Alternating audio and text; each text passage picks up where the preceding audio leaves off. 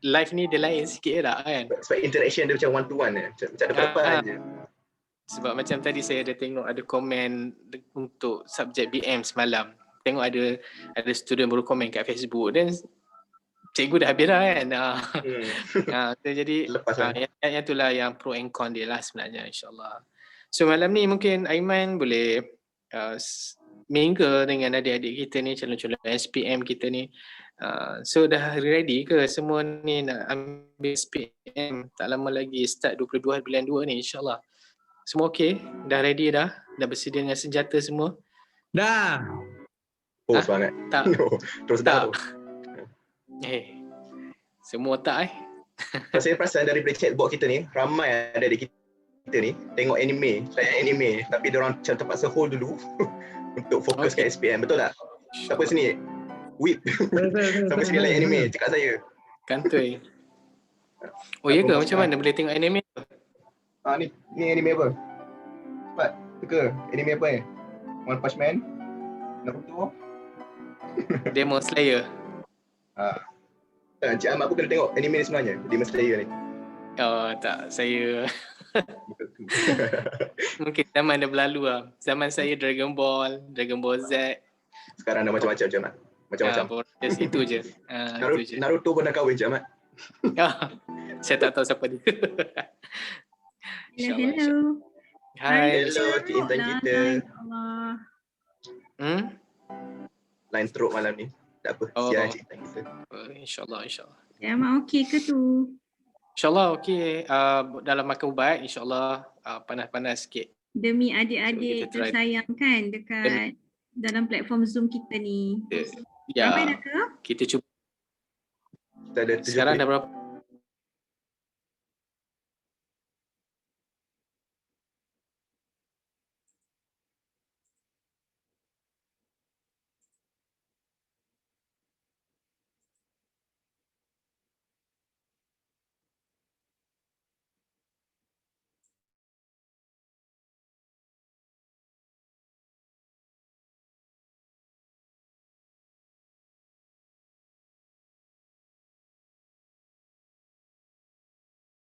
Bersama adik Nur Hafizah kita. Hai adik, apa khabar? Boleh buka suara? Boleh. Hai. Okey. Adik, awak tak boleh cakap nama siapa, berasal dari mana dan kenapa adik memilih untuk join tengok seminar ni? Sekejap baru masuk saya ni. Sian je. Okay, ada lampu. Lawless lah. Okay, sebenarnya saya ambil ni sebagai macam ialah satu untuk ni pun dah last minute kan, so boleh dah saya ambil input untuk input yang penting lah supaya nanti waktu exam nanti apa yang saya tak ingatkan pula saya ingatkan sini, saya boleh amalkan dalam exam nanti. Itulah sebab kenapa saya memilih benda ni. Okay. Adik dari mana ya? Lupa nak cakap, saya dari Melaka. Sekolah mana tu? Sekolah SMK Mushi Abdullah. Ada ajak tak kawan lain join tengok? Kawan saya ada dalam ni. Rasanya lah kalau ada. Cepetik sikit nama dia. Nama saya tak payah lah. Okay adik, boleh cakapkan harapan sikit kepada member kita ni, calon Form 5 Pro Max yang senasib ni. Harapan saya semoga semua best.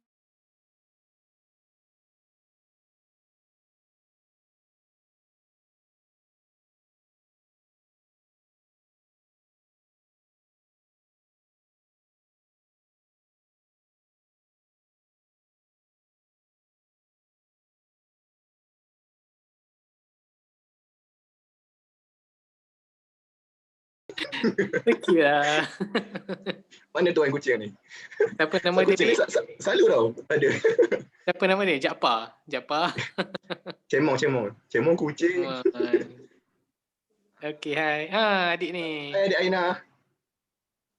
Dengar tak tu? Adik Aina? Hello. Dia pakai speaker. Dia buka suara tak?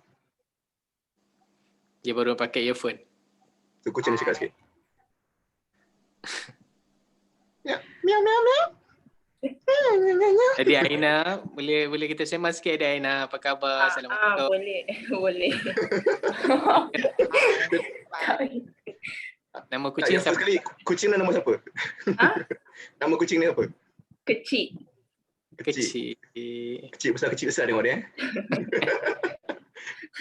Okey Rena, boleh terangkan sikit nama siapa, berasal dari sekolah mana, dari mana dan kenapa adik memilih untuk join seminar TIC ni? So nama Nurul Aina binti Najmuddin. Saya dari Negeri Sembilan, Sekolah Menengah Kebangsaan Raja Jumaat. Join TIC sebab cikgu bagi link je lah. Tapi so far saya seorang je yang join. Kenapa tu? Mana kawan lain? Tak ajak dia orang? Tak tahu. Sebab dalam kelas saya seorang je Melayu. Oh, yang lain bahasa lain ke? Sebab sekolah saya dia majoritinya pelajar Cina. SMJK ke? Sekolah Dia jenis kebangsaan ke? Kebangsaan, sekolah kebangsaan. Pelajar Melayu memang tak ramai kat sekolah tu. So bolehlah cakap Mandarin. Tak boleh. Tak pandai pun. Okey. Tapi kita tengok Aina ni setia ya daripada slot mula sehingga sekarang betul? Kecil pun setia je. Tak adalah. Ini dah sesi ke berapa join? Bagus, basic je. Tak ingat lah, masuk je. Kalau subjek tu ada ambil, masuk je. Oh, adik Aina kos apa? Kos apa? Aliran apa? Macam budak U pula kos. Aliran account. Oh, account. Okey, baik. Okey, Encik Ahmad, boleh pilih mangsa seterusnya? Okey, nombor kecil. Boleh, tapi sebelum Aina boleh bisik-bisik kat kucing tu tepi tu kan. Doakan Aina, doakan rakan-rakan Aina untuk berjaya sama-sama dalam SPM nanti, okey? Okay. So kita pilihkan adik siapa? Siapa? Adik Turaya. Assalamualaikum adik Turaya. Boleh buka. Okey, unmute kan adik Turaya. Assalamualaikum. Kenapa blur gambar adik? Tahulah. Kabur sikit. Blur. Kabur lah. Okey, silakan. Tak apa. Silakan Aiman boleh tanya soalan insya-Allah. Okey, cakap nama siapa, berasal dari mana, sekolah mana dan kenapa adik memilih untuk join seminar TIC ni? Hai.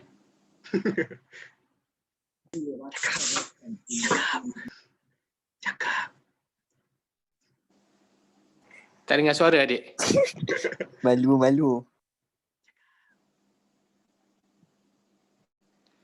Cakap. Halo.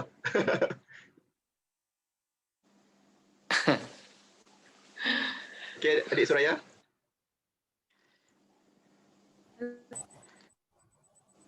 Cuba cakap. Cuba cakap. Tak dengar lagi Ahmad.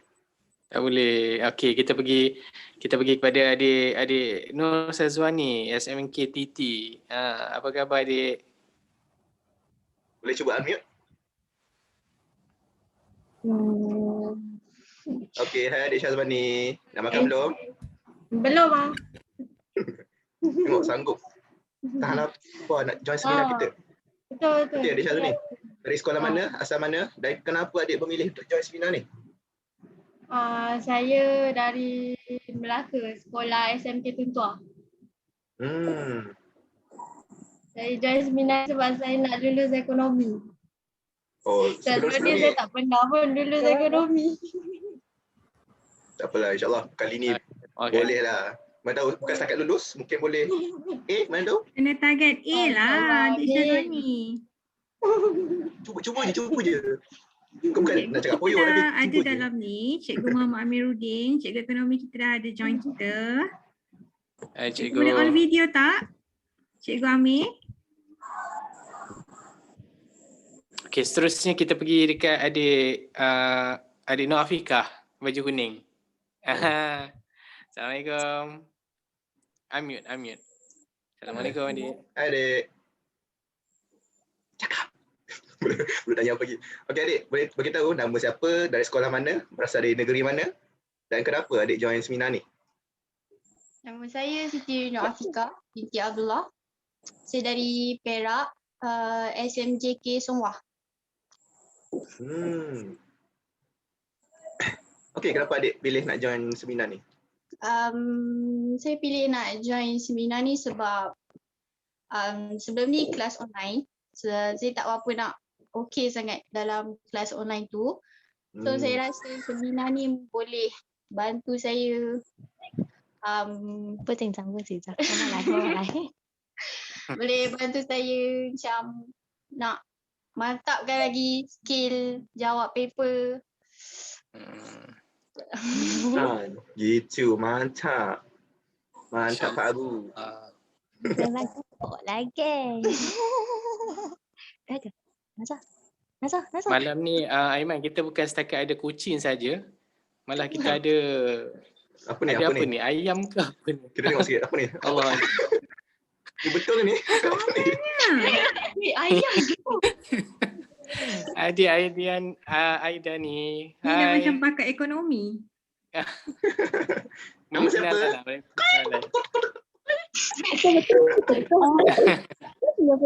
Kita ada kecil malam ni. Kita ada siapa nama dia tu? Adik Aida.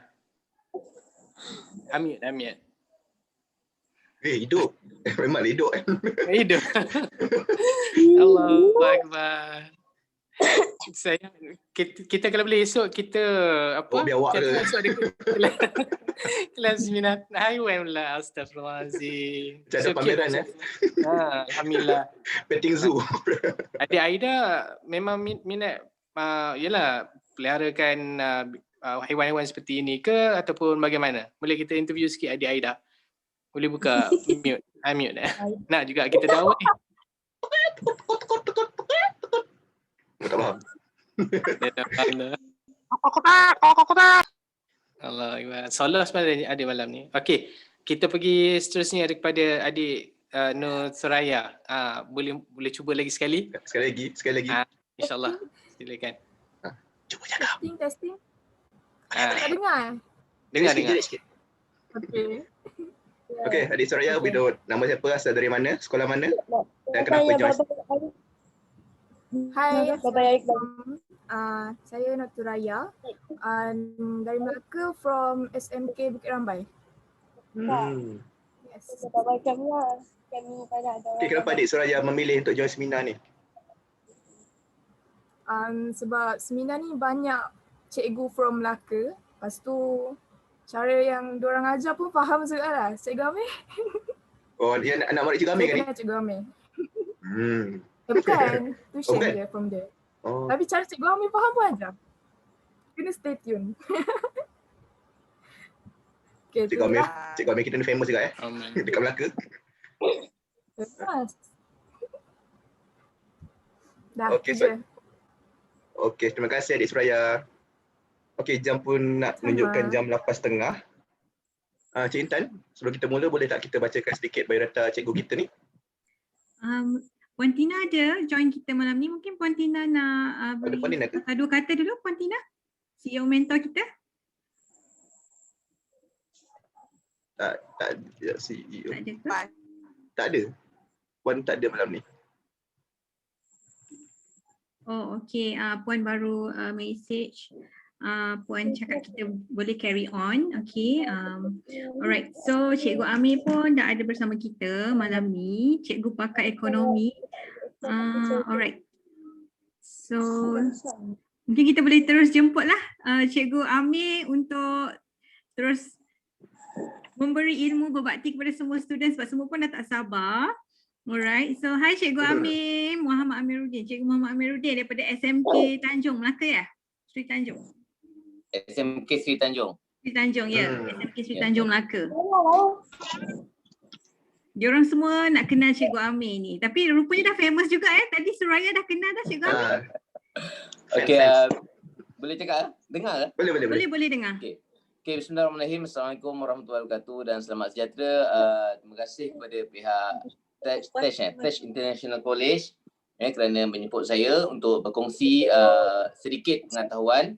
Okey, untuk khusus calon-calon ekonomi SPM tahun 2020, tapi mengambil peperiksaan pada tahun 2021. Ini adalah calon yang rasanya paling istimewa kerana belajar lama dan mengambil peperiksaan pada tahun yang berbeza. Saya rasa ini adalah sejarah dalam pendidikan negara. Inilah calon yang mencetus sejarah, calon yang pertama, calon SPM 2020 tapi examnya jatuh pada tahun 2021. Saya rasa lah pada penilaian saya sebelum ni. Okey, terus nak mula ke? Cikgu mungkin boleh kenalkan diri, berapa tahun pengalaman. kenal lagi. Okey, Okey, cikgu. Saya memang bidang saya adalah ekonomi. Saya keluaran Universiti Sains Malaysia. Mula mengajar pada tahun 2009. Kalau petang tadi ada AdMed. AdMed ke matematik tadi, Cikgu Syafiza. Med Modern. Cikgu Syafiza itu adalah partner kita orang dekat USM lagi lah. Dan berpengalaman 10 tahun mengajar, 11 tahun mengajar. Saya mengajar ekonomi di dua aliran yang berbeza, iaitu di tingkatan 6 dan juga di peringkat perdana. Lain-lain tu je yang boleh saya kongsikan lah, sebab ada benda-benda yang tak boleh saya kongsikan. Kenapa cikgu memilih untuk memasuki program seminar ni? Tiba pula. Okey, cikgu yang terpilih lah. Sebenarnya Cikgu Muhammad Amiruddin ni yang terpilih tau. Bukan beliau memilih. Beliau adalah insan terpilih. Saya gurau. Okey Cikgu. Sebelum tu mungkin saya boleh sampaikan salam daripada Puan Tina Tajuddin, CEO Mentor, iaitu penganjur utama seminar online SPM ni. Beliau tak dapat bersama kita malam ini, dan Puan Tina sampaikan salam kepada Cikgu Amir. Okey, Assalamualaikum warahmatullahi wabarakatuh. Alright, so kalau semua dah ready, dah? Ada notes, maybe pen, kertas semua sebab kita nak start dah. Ready tak semua? So untuk pengetahuan cikgu juga, kalau boleh kita ada dua platform malam ni live. Satu dekat Zoom, cikgu boleh tengok kat ruangan komen chat box. Dan satu lagi dekat Facebook seminar page kita, seminar tips SPM Digital, TSC Digital. So kat situ pun ada ruangan komen, sekiranya cikgu okey boleh tengok dua-dua tu. So far insyaAllah bolehlah layan dua-dua kan untuk pelajar-pelajar. Dan cikgu pun boleh minta share kat wall cikgu juga nanti insyaAllah. Sekejap bagi saya masa sekejap. Boleh.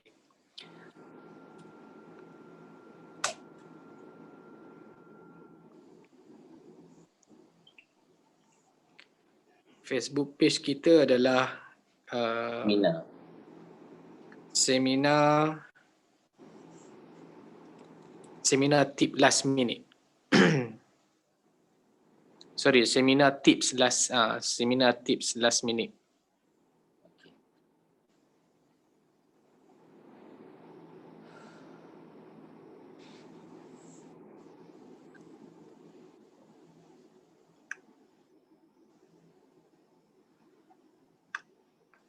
Loading sikit. Okey, cikgu boleh mute lah dekat phone pun tak apa, takut ada double dubbing punya sound nanti. Cikgu fokus kat Zoom, nanti ruangan tu boleh tengok dua-dua insyaAllah. Teruskan cikgu. Terima kasih. Okey, baik. Okey, bismillahirrahmanirrahim. Assalamualaikum warahmatullahi wabarakatuh dan selamat sejahtera.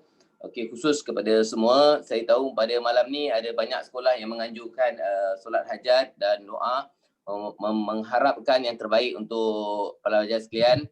Seperti yang saya sebut awal tadi, saya juga mendoakan supaya anda diberi semangat lah. Yang paling penting sekarang adalah semangat untuk terus berjuang dan kita akan menghadapi peperiksaan SPM. Dan yang paling utama pada malam ini adalah kertas ekonomi, dan seperti biasa kertas ekonomi biasanya berada di hujung, kerana kalau boleh ekonomi itu berada di hujung untuk memastikan semua pelajar yang ada malam ni, yang tengok di Zoom, yang ada di YouTube atau yang ada di Facebook, kesemuanya kalau boleh dapat A untuk subjek ekonomi pada tahun 2020. Okey. Seterusnya boleh tunjukkan slide.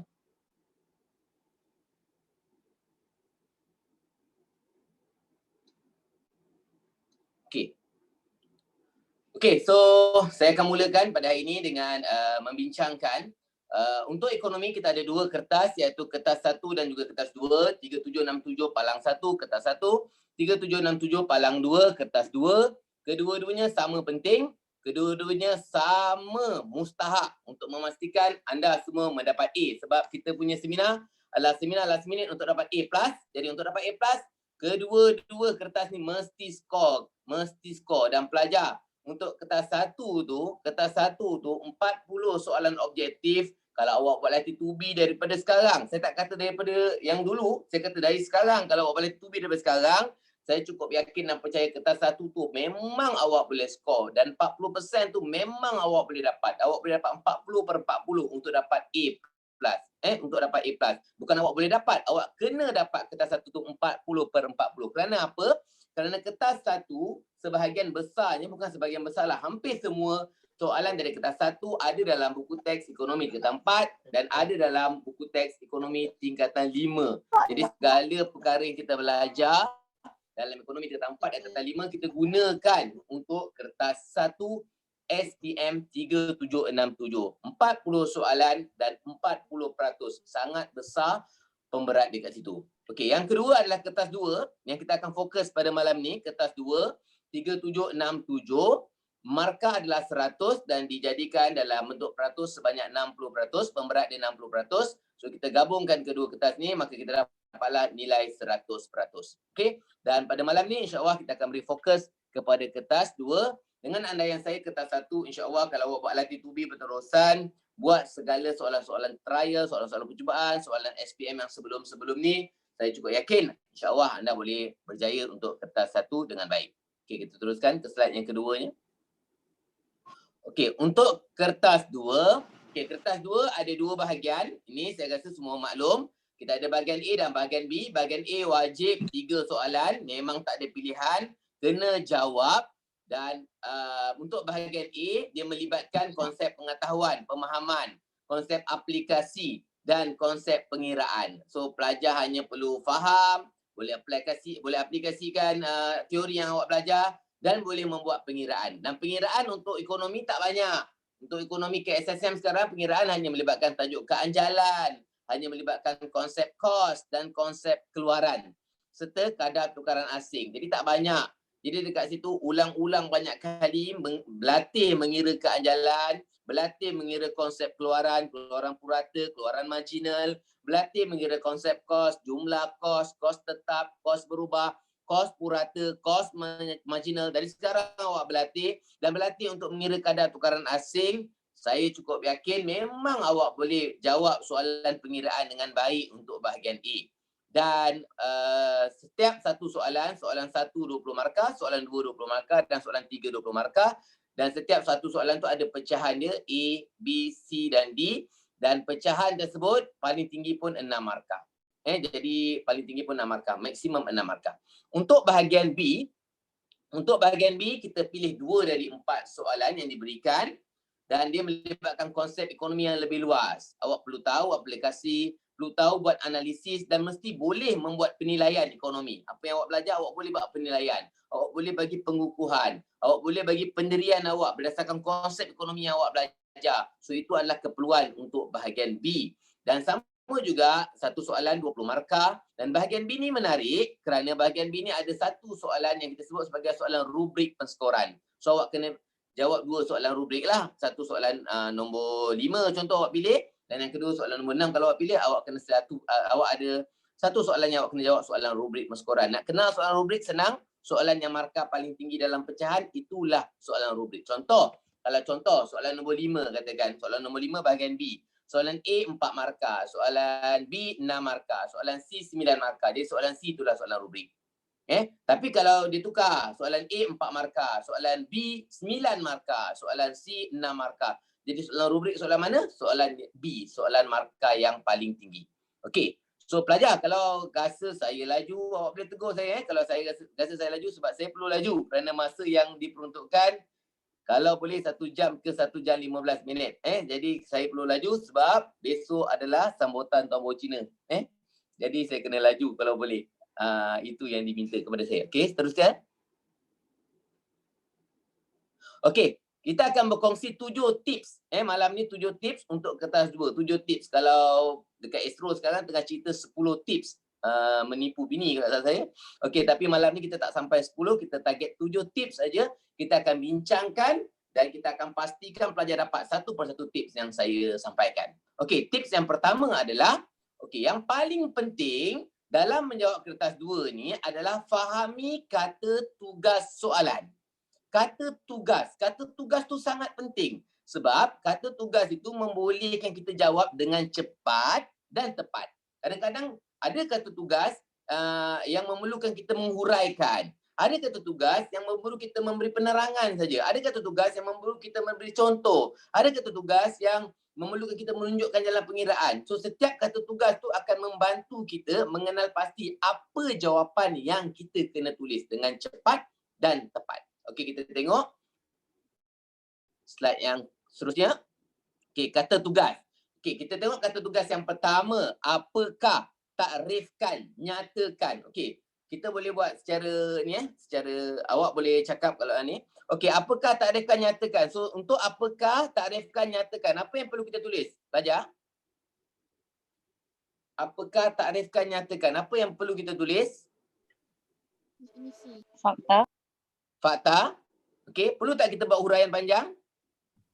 Tak perlu. Tak perlu. Kita hanya perlu nyatakan fakta aja. Okey, kita hanya perlu nyatakan fakta aja. Apakah, takrifkan, nyatakan. Contoh kalau soalan kata takrifkan sumber ekonomi ataupun apakah 4 masalah asas ekonomi. So itu clear lah soalan tu. Masalah asas ekonomi, apa barang nak dikeluarkan, berapa barang nak dikeluarkan, bagaimana barang nak dikeluarkan dan untuk siapa barang nak dikeluarkan. Okey, itu kalau soalan yang peringkat rendah. Apakah, takrifkan dan nyatakan. Okey, untuk kata tugas yang kedua, jelaskan, terangkan dan huraikan. So ada beza. Okey. Jelaskan, terangkan dan huraikan. Untuk jelaskan, pelajar hanya perlu huraikan saja. Okey, pelajar hanya perlu huraikan saja. Okey, untuk kata tugas jelaskan, pelajar hanya perlu huraikan. Maksud tak payah bagi contoh, tak payah. Huraikan saja.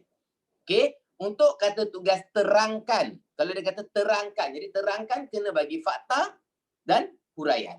Ini kena bagi fakta dan huraian. Apa yang akan berlaku kalau pelajar bagi semua fakta? Jadi tak dapatlah markah penuh. Contoh soalan minta terangkan 3 faktor mempengaruhi permintaan. Terangkan 3 faktor mempengaruhi permintaan. Jadi pelajar bagi 6 faktor. Pelajar terangkan, pelajar bagi fakta dia 6 faktor. Adakah pelajar dapat 6 markah? Tidak. Dia hanya dapat 3 markah saja maksimum. Sebab dia kena huraikan. Beri fakta dia, kemudian huraikan. Beri fakta, contoh pendapatan. So pendapatan mempengaruhi kuasa beli yang menyebabkan permintaan meningkat. Itu huraian dia. So kena bagi fakta dan huraian.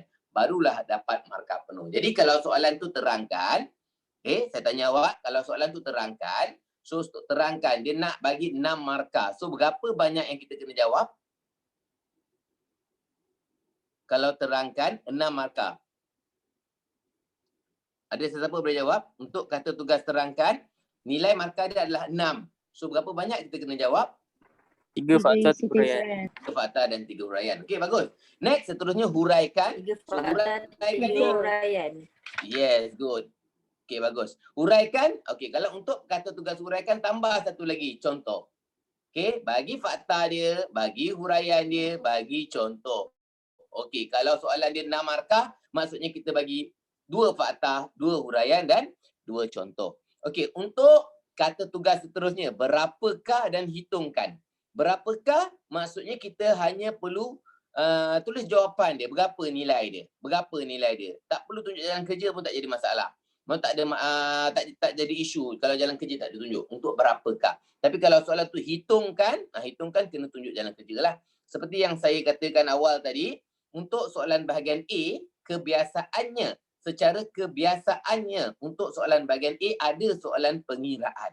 Okey, secara kebiasaannya ada soalan pengiraan. Kalau kita tengok tahun lepas, dia keluar tentang konsep keluaran marginal dan dia keluar tentang konsep kadar tukaran asing. Jadi tolong kenal pasti malam ni, tolong kenal pasti tajuk-tajuk yang melibatkan pengiraan. Okey, dan minta tanya cikgu juga, ada tak cikgu di SKP atau awak boleh cari di SKP. Di SKP tu maksudnya sukatan pelajaran. Awak boleh tengok perkara-perkara yang awak perlu kira. Bukan semua awak perlu kira. KDNK awak tak perlu kira, awak perlu tahu saja. Kadar inflasi awak tak tahu, tak perlu kira pun tak apa kadar inflasi. Sebab awak hanya perlu tahu saja kadar inflasi. Kadar pengangguran awak tak perlu kira pun. Awak hanya perlu tahu saja. Yang awak perlu tahu kira adalah keanjalan. Keanjalan permintaan, keanjalan penawaran. Keanjalan, saya bagi tips malam ni, kalau untuk keanjalan, nak senang ingat keanjalan, KH. Apa KH? K kuantiti, H harga. Peratus perubahan kuantiti bagi peratus perubahan harga. Kalau ada malam ni, pelajar masih confused lagi, peratus perubahan kuantiti bagi peratus perubahan harga ke ataupun peratus perubahan harga bagi peratus perubahan kuantiti, ingat konsep KH. Peratus perubahan kuantiti bagi peratus perubahan harga. So itu untuk keanjalan. Saya bagi tips lagi untuk keanjalan. Sebab keanjalan ni kadang-kadang ada pelajar tak tahu. Kalau awak kira dapat nilai lebih satu maksudnya peratus perubahan kuantiti lebih daripada peratus perubahan harga. Maksudnya dia anjal. Anjal. Kalau kurang satu, tak anjal. Kurang satu tak anjal. Sama aja. Keanjalan permintaan ke, keanjalan penawaran ke, sama aja konsepnya. Cuma bezanya adalah bentuk keluk. Kalau keanjalan permintaan, keluk permintaan mencurun ke bawah. Kalau keanjalan penawaran, keluk penawaran mencurun ke atas. Okey, kita teruskan lagi. Okey, kata tugas yang berikutnya, bandingkan dan bezakan. Okey, saya rasa semua orang dah tahu, cuma saya ulang saja apa yang awak tahu sebagai refresh kita malam ni. Bandingkan maksudnya awak kena bagi persamaan dan kena beri perbezaan. Kena bagi dua-dua. Kalau awak bagi satu je, awak tak dapat markah penuh. Kena ada dua-dua. Kena ada persamaan dan perbezaan. Kalau bezakan, ya betul, bagi perbezaan sajalah. Okey, untuk kata tugas bagaimana maksudnya cara. Awak perihalkan cara. Cara. Bagaimana tu cara? Kalau mengapa? Kelas, mengapa? Nak tulis apa? Why? Mengapa? Mengapa tu nak tulis apa? Sebab. Sebab. Okey, sebab. Untuk kata tugas tentukan, cadangkan, buktikan, ini adalah kata tugas yang tinggi. So ini biasanya kata tugas yang digunakan untuk kita buat soalan rubrik perskoran. Untuk kita buat rubrik perskoran tu, dia melibatkan penilaian kita. Kita kena ada pendirian yang jelas. Kalau kita nak berhujah satu tu, kita kena hujah, kita kena pegang hujah tu dengan jelas. Dan kita kena buktikan secara analisis, secara analitik. Okey, seterusnya. Boleh teruskan lagi slide yang berikutnya. Okey, tips yang kedua, fahami kehendak soalan. Tadi kata tugas. Okey, sekarang kehendak soalan. Ini penting sebab jawapan kita mesti selari dengan keperluan soalan. Sebab kadang-kadang pelajar ni, dia jawab tapi tak mengikut spesifikasi soalan. Contoh. Kadang-kadang soalan dah sebut dah dengan berbantukan jadual. Dia nak jadual. So kena bagi jadual. Lepas tu baru buat uraian. Kadang-kadang soalan kata dengan menggunakan gambar raja. So kena bagi gambar raja. Kemudian baru buat huraian. Tapi kalau pelajar dengan menggunakan jadual, tak tunjuk pun jadual. So macam mana nak dapat markah penuh? Kan? Ataupun dengan menggunakan raja, tak tunjuk pun raja. So macam mana nak dapat markah penuh? Jadi penting untuk kita faham kehendak soalan dengan baik. Okey, berikutnya. Okey, kehendak soalan ni ada 3. Yang pertama dia melibatkan penerangan secara umum je. Kita terangkan secara umum je. Okey, yang kedua penerangan secara spesifik terhadap satu isu. Okey, saya bagi contoh. Kalau penerangan secara umum, contoh kalau soalan kata terangkan 3 fungsi bank pusat.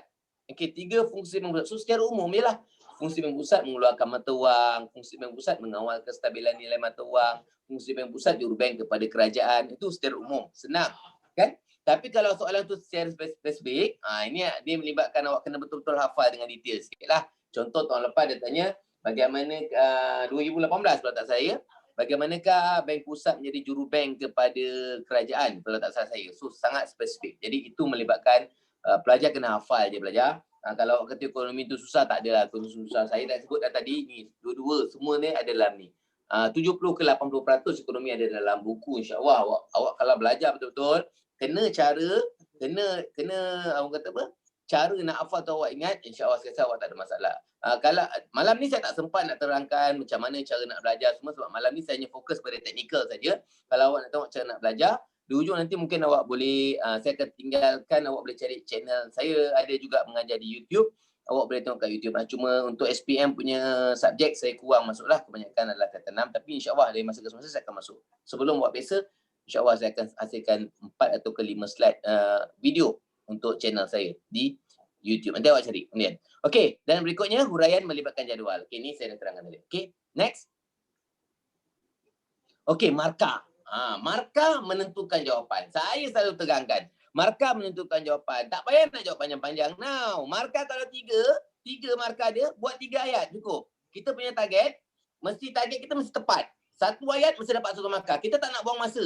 Kita tak nak buat ayat yang sia-sia. Kita tak nak buat ayat, panjang-panjang ayat, markah 2. Tak nak. Kita nak buat 1 ayat, 1 markah. Markah berapa? 4. So, kurang-kurang 4 ayat. Maksudnya kalau kita tulis 4 ayat tu dengan andaian 4 markah. So itu kita mesti target macam tu. 1 ayat tu mesti dapat markah. Tak nak tulis benda yang sia-sia, tak nak. Kita nak jimatkan masa, kita juga nak bantu pemeriksa-pemeriksa kita untuk tanda kata kita supaya dia suka dengan kata kita. Kalau dia suka kata kita, insya-Allah memang kita akan dapat markah yang baiklah insya-Allah. Okey, seterusnya. Okey, pecahan markah, saya rasa ni semua orang tahu. So saya tak perlu nak huraikan dengan lebih dalam. Ada markah yang bahagian A tu ada yang 1 markah, ada yang 2 markah. Kalau 2 markah tu buatlah 2 ayat. Kalau nak jawab lebih baik, 2 markah tu jawablah 3 ayat. Dapat markah maksimum. Contoh kan. Kalau dia bagi 4 markah, jawablah 5 ayat dengan andaian 1 ayat 1 markah dapat 5 markah maksimum 4. Macam itulah. Okey. Untuk bahagian B, markah paling minimum 4 markah dan markah paling maksimum ada 9 markah. Seperti yang saya sebut, markah yang paling maksimum tu adalah soalan rubrik. Soalan respons terbuka orang panggil. Okey, soalan rubrik melibatkan analisis secara mendalam. Okey, seterusnya. Okey, so berdasarkan kepada 3 tips. Saya kata saya nak bagi 7, tapi kita bagi 3 dulu. Berdasarkan kepada 3 tips ni, berbantukan soalan SPM 2018, soalan SPM 2019 dan beberapa soalan percubaan negeri. Okey, cuba kita tengok, cuba kita aplikasikan apa yang kita sebut 3 tips tadi ke dalam soalan-soalan berikut. Okey, soalan yang pertama. Okey, soalan yang pertama, okey, berhenti dulu. Nanti dulu jangan ni. Okey, soalan yang pertama, jelaskan, ni SPM 2019 baru keluar tahun lepas, jelaskan usahawan sebagai sumber ekonomi dalam proses pengeluaran.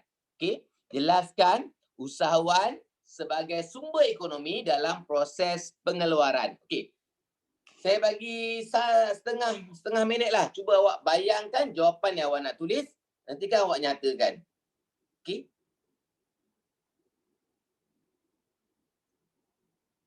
Setengah minit. Boleh letak dekat chat box so that kita boleh baca. Boleh? Boleh? Boleh buka kat chat box. Boleh kan?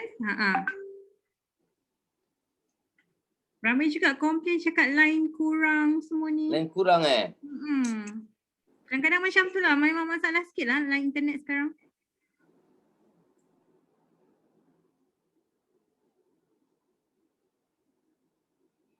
Okey.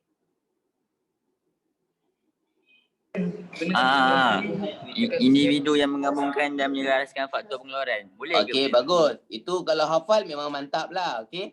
Lagi?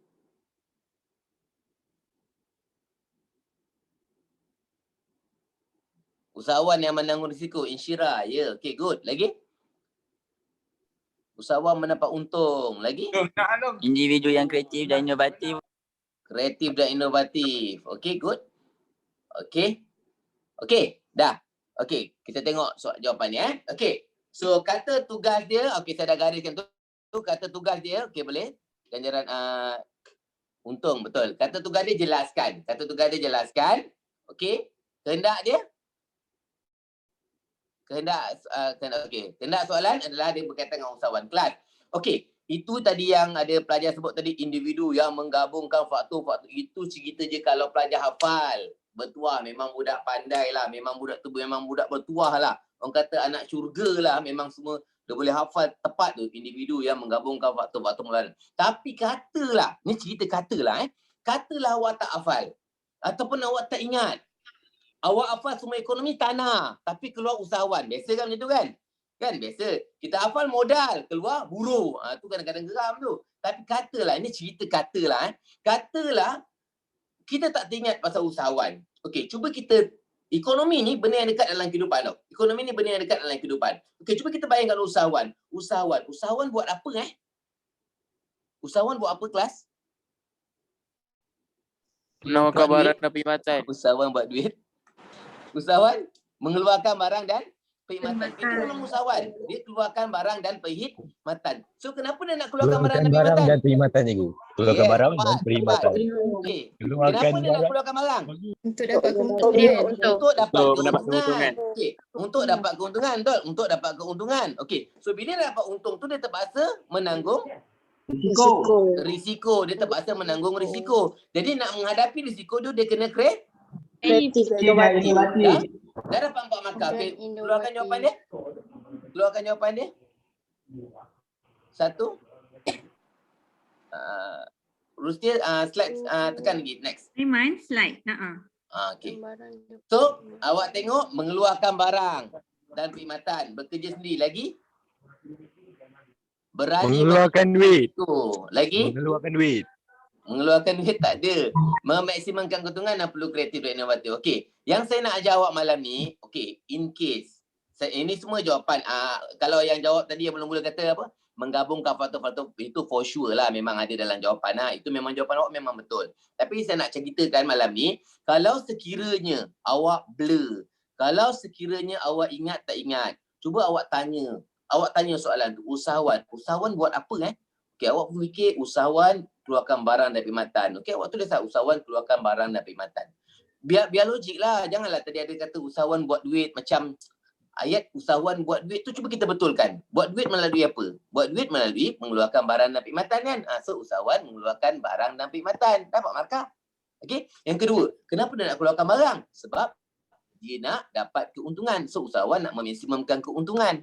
So kalau dapat untung senang ke dapat untung? Susah. Jadi dia kena berani menanggung risiko dan kedua dia mesti kreatif. Okey. So kalau itu je pun awak dah dapat markah penuh. Cerita dia kalau besok nak periksa bawah ini baca pun masih lagi boleh dapat markah penuh kalau soalan macam ni keluar. Kalau soalan macam ni keluar. Saya selalu cakap dengan pelajar, bila kata ekonomi ni benda yang senang kelas sebab ekonomi ni adalah kita. Everything pasal kita. Pasal kita beli barang, pasal kita tak cukup wang, pasal kita nak pergi bank, semua pasal kita. Ekonomi ni bukan cerita pasal sel tumbuh-tumbuhan, bukan cerita pasal sel haiwan, semua cerita pasal kita. So kita boleh revise, kita boleh tanya diri kita dan kita jawab soalan. InsyaAllah memang boleh dapat markah yang baik. Okay, next terusnya. Satu soalan tu. Okay, SPM 2018, terangkan 3 faktor mempengaruhi keanjalan. So kata tugas dia apa? Terangkan. Bagus. Kehendak soalan dia? Faktor mempengaruhi keanjalan penawaran. Okey. Kata tugas, terangkan, teruskan. Satu lagi. Kehendak soalan. Satu lagi slide. Okey, cukup. Kehendak soalan adalah faktor mempengaruhi keanjalan penawaran. Okey, tadi saya ada nampak tadi dekat komen kat chat tadi ada tanya soalan target. Saya selalu ajar pelajar. Saya tak suka ajar soalan target. Kerana apa? Okey, sebab tidak ada istilah target dalam SPM bagi saya. Okey, kita kena boleh kuasai konten dengan baik. Ekonomi ni kalau awak kuasai konten, sebenarnya awak boleh kuasai semua benda. Kalau soalan keluar macam mana pun, tanya macam mana pun, insya-Allah awak boleh jawab. Kerana kalau awak target, contohlah keanjalan ni, keanjalan penawaran ni 2018 keluar. Kalau contoh orang yang target, okey dia kata tahun lepas dah keluar, tahun ni tak keluar. Untuk pengetahuan awak, keanjalan penawaran ni 2018 keluar dan 2019 pun keluar. So sangat bahaya kalau kita target. So saya nasihat ya, kalau boleh janganlah target. Kita cuba belajar dengan baik. Kita cuba belajar dengan baik, terutamanya bahagian bab-bab 3 4 kan. Sebab 3 4 ni banyak kan. So bab 3 4. Okey, kita kembali pada soalan Okey, terangkan 3 faktor mempengaruhi keanjalan penawaran. Jadi soalan nak terangkan, soalan nak faktor mempengaruhi keanjalan penawaran. Cerita dia kalau hafal tak ada masalah. Kan? Kalau hafal tak ada masalah. Tapi kalau tak hafal, itu masalah. Itu masalah. So kena hafal lah keanjalan penawaran. Awak kena boleh bezakan. Dia ada 4 tau. 1, faktor mempengaruhi permintaan. 2, faktor mempengaruhi keanjalan permintaan. 3, faktor mempengaruhi penawaran. 4, faktor mempengaruhi keanjalan penawaran. Okey, jawapan boleh teruskan jawapan. Okey. Kalau soalan macam ni awak nyatakan fakta dan huraian. Fakta dia apa? Sebelum. Tambahan kos. Fakta dia tambahan kos. Huraian dia tambahan kos yang besar menyebabkan penawaran tak anjal. Cukup. Ataupun tambahan kos yang kecil menyebabkan penawaran anjal. Tak kisahlah salah satu. Masih lagi dapat markah. Okey, teruskan. 2 markah kat situ. Okey, seterusnya. Bilangan firma. Okey, bilangan firma sedikit, penawaran anjal. Tak anjal, maaf. bilangan firma yang banyak, penawaran anjal. Dan faktor masa, jangka masa pendek, penawaran tak anjal. Dalam jangka masa panjang, penawaran anjal sebab senang untuk cari faktor pengganti. Senang untuk cari faktor pengganti. Ini adalah contoh soalan yang pernah keluar sebelum ni. Okey, berikutnya. Kita tengok contoh soalan lagi. Diam, orang nak fokus. Okey, mana? Sorry. Lutfiarman. Maknanya kena tulis. Saya tak dapat baca. Kalau sekiranya saya tak sempat baca soalan awak boleh tanya terus. Awak buka mic, awak terus tanya je. Tak ada masalah. Kita malam ni kita buat secara kata santai je lah, tak perlu ni. Maknanya kena tulis anjal tak anjal je lah. Okey, maksudnya kat sini awak kena bagi fakta. Okey, siapa? Lutfi Lutfi. Okey, Lutfi. Sebelum tadi, slide sebelum ni. Slide sebelum ni. Sebelum ni. Tunjuk balik yang tadi tu. Sebelum. Bukan ni, next. Sebelum. Okey. Okey, Lutfi Okey, Lutfi. Kalau Lutfi bagi kata bilangan firma. Okey. Bilangan firma. Dapat makan dah. Bilangan firma tu fakta. So, huraian dia Lutfi kata bilangan firma sedikit, penawaran tak anjal. Okey, dapat dah. Ataupun bilangan firma yang banyak, penawaran anjal. Tak kisah salah satu. Okey. Sebab soalan dia umum. Soalan tadi umum. Kan awal tadi saya kata ada soalan yang penerangan spesifik, ada soalan yang penerangan umum. So soalan penerangan umum. Jadi masih dapat markah lagi. Tak ada isu. Ataupun kalau katalah Lutfi tak ingat huraian, ataupun Lutfi tak tahu, sayanglah. Tapi kalau katalah Lutfi tak tahu huraian, Lutfi bagi fakta saja, 3 fakta, dapatlah 3 markah. Tapi masih lagi baik daripada biarkan kosong. Masih lagi baik dari biarkan kosong. Saya selalu ajar pelajar, kalau boleh tolong jangan tinggalkan kosong. Jawab. Cuba jawab. Cuba jawab. Kalau tak dapat bagi huraian, tak apalah, bagi fakta saja. Okey, kalau boleh dua-dualah, bagi fakta dan huraian. Dah 2 tahun dah kat jalan penawaran ni keluar. Okey, so kita hafal kat jalan penawaran, tengok juga kat jalan permintaan. Tak pernah keluar kat jalan permintaan. Takut keluar. Ini bukan target. Ini pun saya tak target, saya tak tahu soalan apa keluar. Okey, ini hanyalah perkongsian saja. Okey, berikutnya. Okey, huraikan jenis apa tu? Nak tanya apa? Okey, huraikan jenis-jenis perbelanjaan kerajaan. Kata tugas dia apa? Huraikan. Jadi awal kita kata huraikan kena bagi apa? Fakta, huraian dan duit. Fakta, huraian dan contoh. Apa tadi duit je ni? Fakta, huraian dan contoh. Saya baca dekat chat fakta, huraian dan contoh. Bagus. Jyoti Rajan Okey, bagus. Fakta, huraian dan contoh. Maksudnya, kalau markah ada 6 kan? Cuba tengok markah ada 6. Nanti Amiraj nanti saya bagi Amiraj Okey. Markah dia 6. Jadi kata tugas huraikan, dia nak perbelanjaan kerajaan. Kata tugas huraikan, fakta, huraian, contoh. Okey, maksudnya markah dia 6, kena bagi 2 fakta, 2 huraian dan 2 contoh. Jenis perbelanjaan kerajaan, senang je kelas. Jenis perbelanjaan kerajaan, apa dia? Yang pertama, perbelanjaan pembangunan dan pembelanjaan mengurus. Pembelanjaan pembangunan dan pembelanjaan mengurus. Kita teruskan. Boleh teruskan jawapan?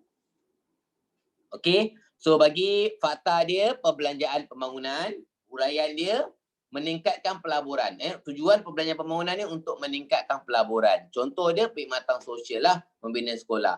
Kita ada 4 perbelanjaan pembangunan. Yang pertama keselamatan, yang kedua perkhidmatan ekonomi, yang ketiga perkhidmatan sosial, yang keempat pentadbiran am.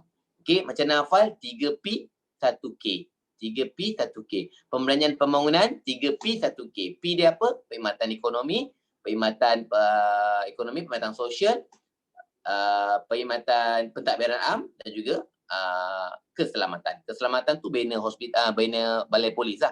Balai polis, bina kamp tentera tu keselamatan. Untuk perkhidmatan sosial, bina sekolah, bina rumah rakyat, itu perkhidmatan sosial.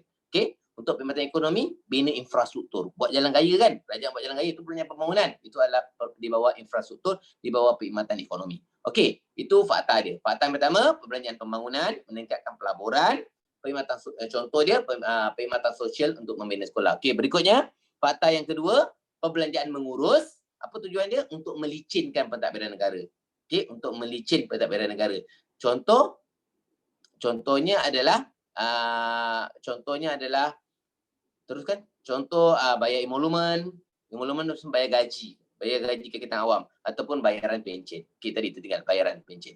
Okey, sekejap saya berhenti sekejap untuk saya tengok saya rasa ada banyak soalan. Yang mana saya sempat jawab, saya jawab. Kalau tak sempat, saya jawab juga lah. Okey. Ada banyak ni. Okey. Ini rubrik. Bukan. Afiq. Ini bukan rubrik, Afiq. Rubrik tu soalan bahagian B, Afiq. Ini adalah soalan bahagian A, Afiq.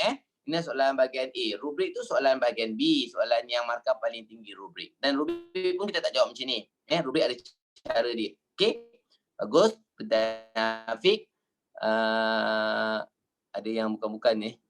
Okey. Okey, berikutnya ada soalan monopoli tu apa? Okey, di satu jangan sok keras. Apa maksud soalan tu?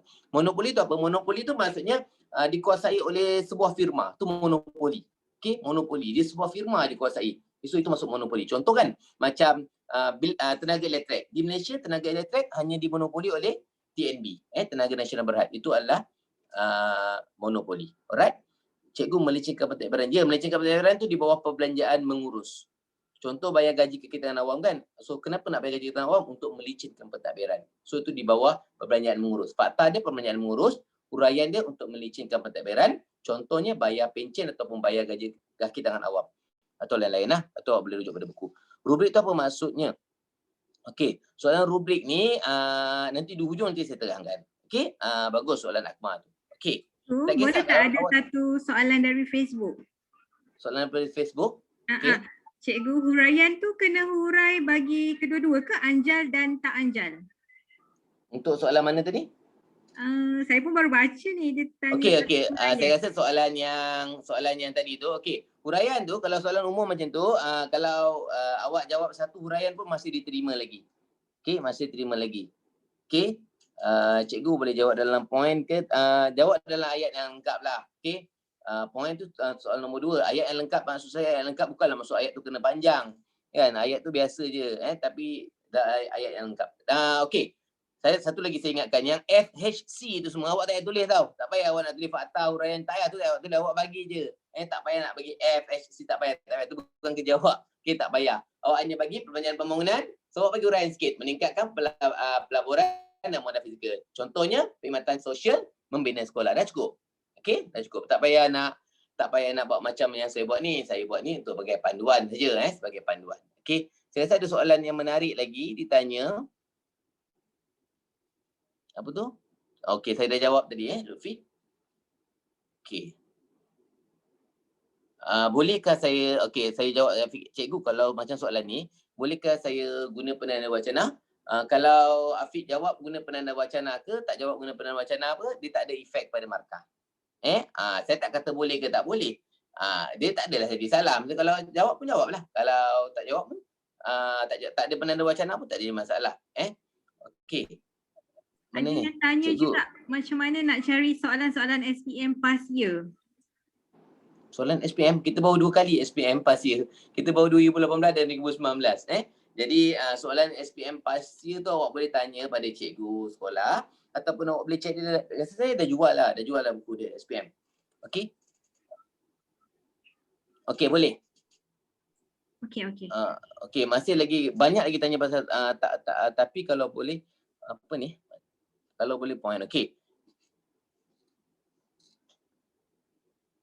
Okey, dia istilah dia ada yang cakap point tak point ni. Untuk saya tengah cerita kalau bahagian A, awak jawab ayat ringkas. Maksudnya kalau awak tak buat point pun tak kisah. Awak jawab ayat yang mudah, ayat yang ringkas. Awak tak ada penanda wacana pun tak kisah. Okey? Dekat mana penanda wacana punya jawapan tu nanti kan saya tunjukkan. Sebab soalan bahagian A ni soalan melibatkan pemahaman. Kan? Soalan melibatkan pemahaman. Dia lebih macam lebih kepada soalan struktur. Okey? Ramai juga yang dah mewakili saya jawab tu. Cara ekonomi ni tentang logik ke? Ada. Kebanyakannya tentang logik tapi bukan semua sebab dia ada ekonomi masih lagi terikat dengan teori ekonomi.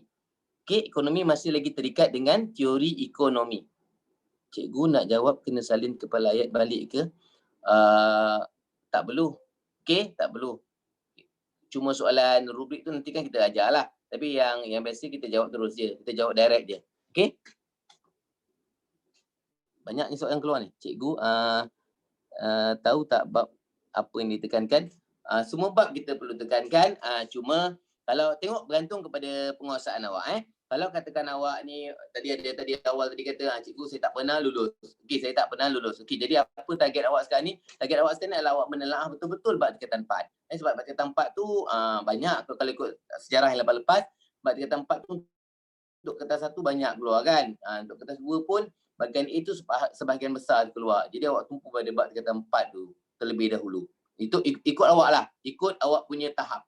Ikut awak punya tahap. 3P 1K tadi, 3P tadi pentadbiran am, perkhidmatan ekonomi, perkhidmatan sosial dan keselamatan. Itu untuk perbelanjaan pembangunan. Untuk perbelanjaan pembangunan. Yang lain-lain semua perbelanjaan mengurus. Okey? Boleh? Cikgu, saya tak faham bahagian tanah buruh usahawan. Makcik Mila. Okey, cikgu saya tak faham bahagian tanah buruh usahawan. Tanah, buruh, usahawan dan modal itu adalah sumber ekonomi. Itu adalah 4 sumber ekonomi. Okey, awak belajar mula-mula kan? Awak belajar ekonomi. Apa itu ekonomi? Ekonomi adalah satu sains sosial yang mengkaji tingkah laku manusia menggunakan sumber ekonomi yang terhad, kehendak yang tidak terhad. Jadi sumber ekonomi itu apa dia? 4 tu. Tanah, usahawan, modal, buruh. Dan setiap satu tu ada ciri-ciri dia. Awak boleh rujuk pada buku lah. Okey, awak boleh rujuk dari buku. Okey. Kalau sekiranya awak masih tak dapat, awak boleh tengok pada buku atau tak dapat awak nanti saya ada banyak juga cikgu-cikgu selain daripada saya yang ada channel YouTube sendiri, awak boleh rujuk. Okey, so hujung nanti saya akan bagi tahu lah channel saya apa. Okey, next. Boleh saya teruskan Cikgu, kalau ada seorang ni, Ifah tanya, cikgu kalau perbezaan boleh buat jadual tak? Okey, perbezaan boleh buat jadual lah. Okey, kalau ikut pengalaman yang lepas, untuk SPM 2018 pernah keluar soalan dia suruh perbezaan, dia dah bagi kotak perbezaan, dia dah bagi bahagian untuk tulis perbezaan tu. Okey, dia dah bagi bahagian untuk tulis perbezaan tu. Okey, cuma kalau buat jadual setakat ni saya tak berani nak beri kata confirmation yang betul-betul ni. Setakat ni tiada masalah. Okey, setakat ni tiada masalah. Setakat ini tiada masalah. Okey, boleh saya teruskan Okey. Banyak soalan tu nanti kalau ni urus dia teringatkan saya. Okey, berikutnya 2019 kuantiti bagi harga. Ya nak, kuantiti bagi harga. Okey, untuk keanjalan itu keanjalan tu. Yang kuantiti bagi harga tu keanjalan. Okey, kalau keanjalan contohlah awak semua tahu kan, hukum permintaan harga naik, kuantiti turun. Harga turun, kuantiti naik. Tapi naik berapa banyak? Kuantiti tu naik berapa banyak? Kuantiti turun berapa banyak? So kuantiti tu naik berapa banyak atau turun berapa banyak, kita kaji melalui keanjalan. Keanjalan ni macam respons. Kalau kuantiti tu naik banyak, maksudnya dia anjal. Kalau kuantiti tu turun banyak, dia anjal. Tapi kalau kuantiti tu naik sikit je, harga turun, kuantiti tu naik sikit je, maksudnya dia tak anjal. So nak kira keanjalan, kita ambil peratus perubahan kuantiti tadi tu bagi peratus perubahan harga. Macam saya cakap, kadang-kadang kan pelajar dia confuse tau. Dia dah, soalan dah bagi dah peratus perubahan harga, soalan dah bagi dah peratus perubahan kuantiti. Jadi dia confuse. Harga bagi kuantiti ke kuantiti bagi harga? Kalau katalah awak confuse, itu yang saya pakai tadi konsep KH. Kuantiti bagi harga. Peratus perubahan kuantiti bagi peratus perubahan harga. InsyaAllah pasti awak boleh betul punya. Right, boleh Makcik Mila, nanti dulu Makcik Mila. Okay, next soalan SPM 2019. Dengan menggunakan jadual yang sesuai. Okey, jadual yang sesuai. Jelaskan hukum permintaan sesuatu barang. Okey, so dia nak jadual. Kata tugas dia nak jadual Lepas tu dia nak kata tugas dia jelaskan. Kehendak soalan dia nak jadual yang menerangkan hukum permintaan. So kita buatlah jadual dan kita terangkanlah hukum permintaan. Kita tunjukkan. Okey, kata tugas jelaskan. Kehendaknya jadual dan ada salah eja tu hukum permintaan. Teruskan lagi. Okey, awak buat jadual macam ni, dapat markah. Dapat markah. Okey, tapi saya tak ingatlah berapa markah dia. Tapi dapat markah. Ada markah kat situ untuk jadual. Dan huraian. Okey. Huraian dia huraian yang pertama, kita tahu hukum permintaan dia kata apa? Semakin tinggi harga, semakin rendah kuantiti diminta. So jelaskan harga meningkat, kita ambil 2 ke 4, so kuantiti turun 4 ke 2. Okey, berikutnya semakin rendah harga. Tadi semakin tinggi, terbalikkan pula. Semakin rendah harga, teruskan. Urus dia. Slide. Semakin rendah harga, semakin tinggi kuantiti diminta. So seterusnya harga turun RM4 ke RM2, kuantiti diminta meningkat 2 unit ke 4 unit. Untuk jadual ni tak payahlah buat nombor susah-susah. Awak pakai nombor yang senang-senang je. Pakai nombor yang senang-senang je. Yang penting ikut hukum permintaan. Tak payah nak buat banyak harga pun, buat 2 pun cukup. Okey, harga naik, harga turun. Okey, faham? Okey, pakai 2 harga dan pakai nombor yang senang-senang. Katalah awak confuse kan? Awak tahu hukum permintaan hubungan songsang kan? Awak pakai harga 2, kuantiti awak pakai harga 2, yang harga yang pertama 2, harga yang berikutnya tu 4. So untuk kuantiti tu awak terbalikkan. 4, 2. Senang. Okey, untuk permintaan. Kalau katalah keluar hukum penawaran pula, pakai nombor yang sama. Harga 2, 4, kuantiti pun 2, 4. Tak kisah, itu bukan masalah. Yang penting hukum dia tu betul. Kalau permintaan hubungan songsang antara harga dengan kuantiti diminta. Kalau penawaran hubungan langsung. Harga naik, kuantiti naik, harga turun, kuantiti turun. Itu untuk penawaran. Kalau untuk permintaan, harga naik, kuantiti turun, harga turun, kuantiti naik. Sebab dia songsang itulah menyebabkan keluk dia mencerun ke bawah. Harga naik, kuantiti turun. Kalau saya biasa ajar, harga naik, kuantiti turun, so awak dapat keluk dia mencerun ke bawah. Saya ulang harga naik, kuantiti turun, awak dapat keluk dia mencerun ke bawah. Okey? Kalau penawaran, harga naik, kuantiti pun naik. Harga naik, kuantiti pun naik. So awak nampak keluk dia akan mencerun ke atas. Jadi jangan terbalik tau. Kadang-kadang pelajar-pelajar yang silap ni, kadang-kadang terbalik. Dia plotkan terbalik. DD dia plotkan terbalik. Jadi awak kalau nak elakkan confuse, permintaan, saya ulang ya, permintaan, harga naik, kuantiti turun. Harga naik, kuantiti turun. So keluk dia mencerun ke bawah. Penawaran, harga naik, kuantiti naik. So keluk dia mencerun ke atas. Jadi jangan confuse, jangan ni. Okey, saya tengok pada soalan. Nanti dulu soalan yang sama. KK Akmal, insya-Allah. Hukum penawaran ayat macam mana? Okey, hukum penawaran ayat dia harga semakin tinggi harga, semakin tinggi kuantiti ditawar. Okey, so bagi contohkan nombor tu, nombor yang awak pakai tu. Contoh kalau harga naik dari RM10 ke RM20. So kuantiti ditawar akan meningkat dari 20 kepada 40 unit. Contoh macam tu. Alright? Lagi? Silap permintaan tangkat.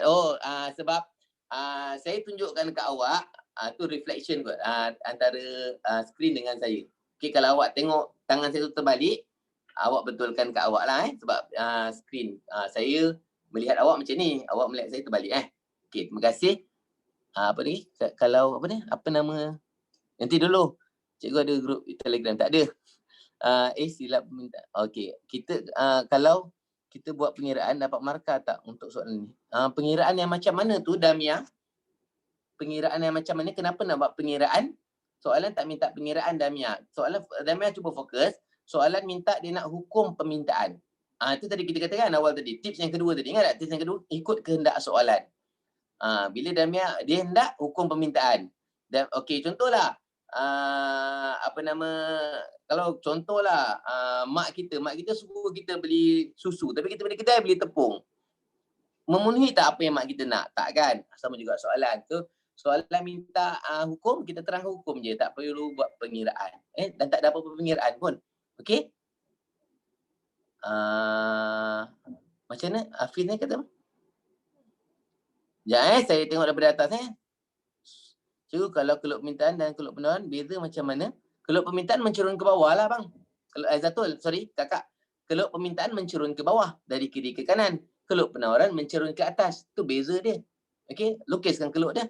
Okey, mencerun ke bawah tu keluk permintaan sebab hubungan songsang antara harga dengan kuantiti diminta.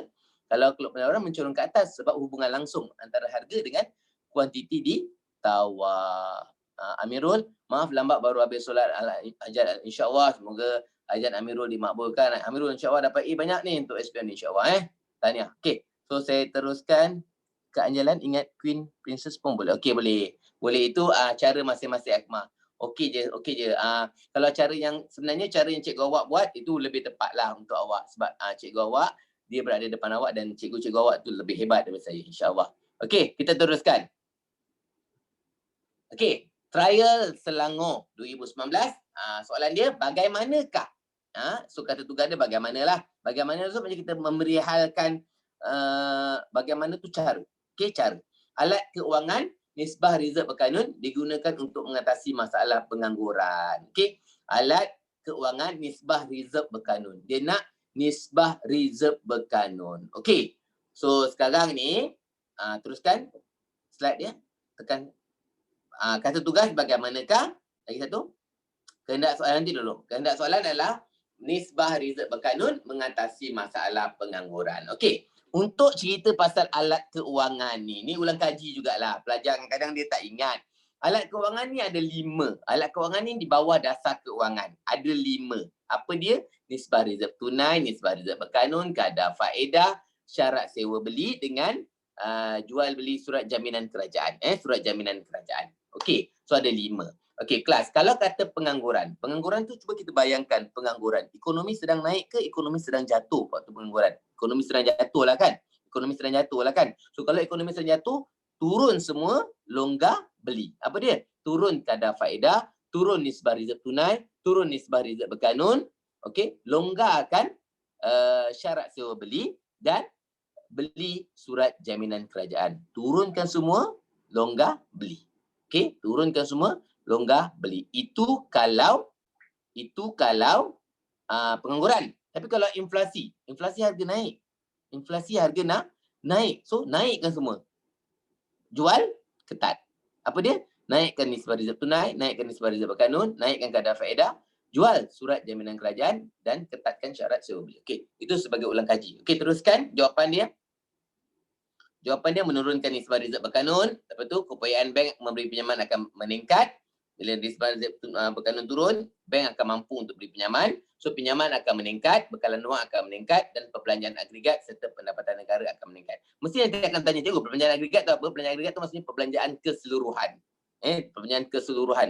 Bila bekalan wang, bila duit banyak, maka orang akan belanja banyak. So belanja banyak, so perbelanjaan agregat akan meningkat. So dia akan meningkatkan pendapatan negara. Okey, dia akan meningkatkan pendapatan negara. Satu lagi, kita ada 2 dasar kita belajarkan. Kita ada dasar kewangan, satu lagi dasar fiskal. So itu kena hafal lah, dasar kewangan dengan dasar fiskal. So, kena boleh bezakan antara dasar kewangan dengan dasar fiskal. Dasar fiskal, cukai dan perbelanjaan kerajaan. TG, cukai dan perbelanjaan, tax dan governance. Cukai dan perbelanjaan kerajaan. Kalau yang nisbah syarat sewa beli tu, itu semua dasar keuangan. Dasar keuangan 5, banyak. Okey, kalau dasar fiskal 2, ingat 2. Dasar fiskal 2, fiskal 2. Cukai, perbelanjaan kerajaan. Cukai, perbelanjaan kerajaan. Okey? Saya pergi kepada soalan sebab saya tahu bab kata 5 ni kebanyakan mesti akan tanya soalan. Sebab ada yang confuse antara fiskal dan sebagainya. Okey, ada yang faham cikgu? Okey, bagus. Cikgu nak tanya nisbah reserve tu apa? Nisbah reserve tu adalah saya ambil daripada atas Jual surat ekonomi jatuh. Okey, jangan lupa TikTok macam apa ni? Record tu. Okey. Nisbah rizq berkanun tu apa? Okey. Nisbah rizq berkanun tu adalah simpanan wajib bank perdagangan di dalam bank pusat. Okey, setiap bank perdagangan, apa contoh bank perdagangan? CIMB, Public Bank, dia ada simpanan wajib. Dia kena peruntukkan simpanan wajib yang perlu disimpan dalam bank pusat. So itu nisbah rizq berkanun. Kalau nisbah rizq tunai, simpanan wajib bank perdagangan dalam bank perdagangan itu sendiri. Okey, itu lebih kepada penghafalan. Kalau siapa agraban, kalau tak pasti, boleh tengok balik. Boleh tengok balik pada ni. Boleh hafal balik. Boleh hafal insya-Allah. Okey, saya teruskan. 9.25 dah. Okey, saya teruskan lagi. SPM 2018. Nanti kan saya tengok ada soalan. Bandingkan. Dia nak bandingkan. Bandingkan. So, kena ada persamaan dan perbezaan. Kalau bagi semua perbezaan, tak dapat markah penuh. Kalau bagi semua perbezaan, tak dapat markah penuh. Kalau bagi semua persamaan pun tak dapat markah penuh. Kena bagi dua-dua. Persamaan dan perbezaan. Okey. Kita teruskan sebab kita nak cepat. Kita teruskan. Okey, kata tugas bandingkan. Nanti dulu. Laju sangat. Kata tugas bandingkan. Kehendak soalan, dia cerita pasal dasar fikir, dasar kewangan. So, apa persamaan dia? Teruskan. Persamaan dia, 2 markah. Persamaan dia antara dasar fiskal dan dasar kewangan. Pertama, merupakan dasar makroekonomi. Dan yang kedua, untuk atasi inflasi lah. Dasar ni untuk kita atasi inflasi. Okey. Dan mempengaruhi aktiviti ekonomi. Okey. Teruskan. Perbezaan dia, ni saya tunjukkan dalam jadual lah. Perbezaan dia dasar fiskal untuk gunakan alat dia adalah perbelanjaan kerajaan dan cukai. Dasar kewangan alat dia adalah untuk mempengaruhi kadar faedah. Okey, dasar fiskal dia akan mempengaruhi pendapatan boleh guna, manakala dasar kewangan akan mempengaruhi bekalan wang. Okey. Dasar fiskal dirancang oleh kerajaan melalui bajet ataupun belanjawan negara, manakala dasar kewangan dirancang oleh Bank Negara Malaysia. Okey? So boleh teruskan. Boleh nak jawab dalam, tak ada masalah kalau nak jawab dalam ni. Jadual. Yang penting ayat tu bukan poin-poin yang kosong. Okey? Cuma sebaiknya lah, kebanyakan cikgu ingatkan sebaiknya jawab soalan secara biasa. Sebaiknya. Okey. Okey, terus. Ni tips yang keempat. Okey, tips yang keempat ni terutamanya untuk tadi kata calon kata cikgu saya tak pernah lulus. Okey, ni saya bagi tips yang keempat.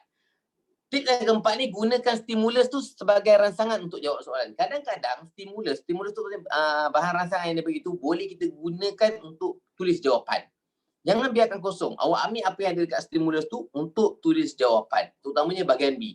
Kadang bahagian B kan yang ayat, petikan berita. Awak gunakan petikan berita tu untuk dapat markah. Boleh. Memang boleh. Tak ada masalah. Kita tengok contoh. Kita tengok contoh. Okey. Nanti dulu. Okey, ni SPM 2018. Okey, kita baca daripada atas soalan ni. Kepala soalan kata, raja di bawah menunjukkan keluk kemungkinan pengeluaran. So, kita belajar keluk kemungkinan pengeluaran ni. Kita belajar keluk kemungkinan pengeluaran, kita ada barang A, kita ada barang B. Kan? Kita ada dua barang. Kita keluarkan barang ni, kita andaikan ada dua barang. Dalam keadaan sumber ekonomi terhad dan kehendak tak terhad. So, yang ada di atas keluk itu adalah menunjukkan konsep kecekapan, konsep pilihan, konsep guna tenaga penuh. Tapi kalau ada di dalam keluk, itu adalah pembaziran sumber ataupun pengangguran. Kalau dekat luar, keadaan ini adalah keadaan menunjukkan ketidakupayaan disebabkan oleh kekurangan sumber ekonomi. Okey, itu konsep KKP yang kita belajar. Okey, konsep KKP yang kita belajar. Ini adalah tajuk baru. Dalam tajuk KSSM ini adalah tajuk baru. Okey. Soalan dia adalah, jelaskan keadaan pengeluaran di kombinasi X 3 markah. Okey.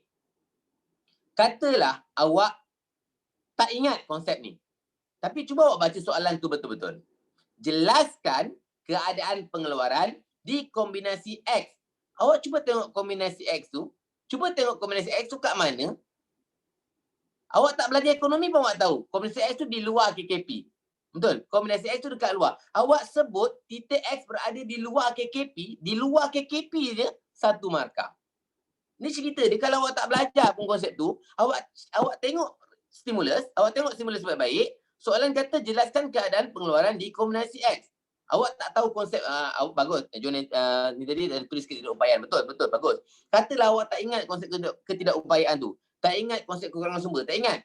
Tapi awak tengok titik X tu ada kat mana? Ada dekat luar KKP. Awak tulis titik X berada di luar KKP. Tulis itu saja kelas, 1 markah dapat. 1 markah dapat. Lepas tu awak tulis, Maisarah cakap, ketidakupayaan ekonomi. Dapat 2 markah. Lepas tu awak tulis, kerana berlaku kekurangan sumber. Dapat lagi 3 markah. Saya nak ceritakan, kalau awak tak belajar pun, masih boleh dapat 1 markah. Tak boleh. Gunakan stimulus yang ada. Ya betul Prakash, kekurangan sumber. Bagus Prakash. Okey, betul. Okey, ketidakupayaan itu jawapan yang kedua. Yang saya nak tekankan malam ni, bagi pelajar-pelajar yang kata hafal banyak, okey tak apalah kita kurangkan beban awak. Okey, kita kurangkan beban awak, kita nak bagi awak semangat untuk belajar. Awak tengok stimulus, dekat mana awak boleh dapat jawapan.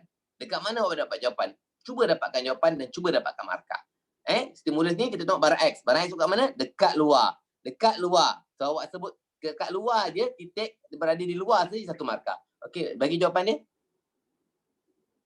Titik berada di luar KKP 1 markah. Berlaku ketidakupayaan 2 markah. Berlaku kekurangan sumber ekonomi ataupun ekonomi telah melepasi guna tenaga penuh. Okey, dapat markah. Okey, markah ada 3, dapat 3 markah kat situ. Tapi saya cerita tadi, kalau tak ingat ketidakupayaan, kalau tak ingat kekurangan sumber, adakah kita dapat kosong? Tak. Kita masih lagi boleh dapat 1 markah. Yang penting kita rajin sikit je.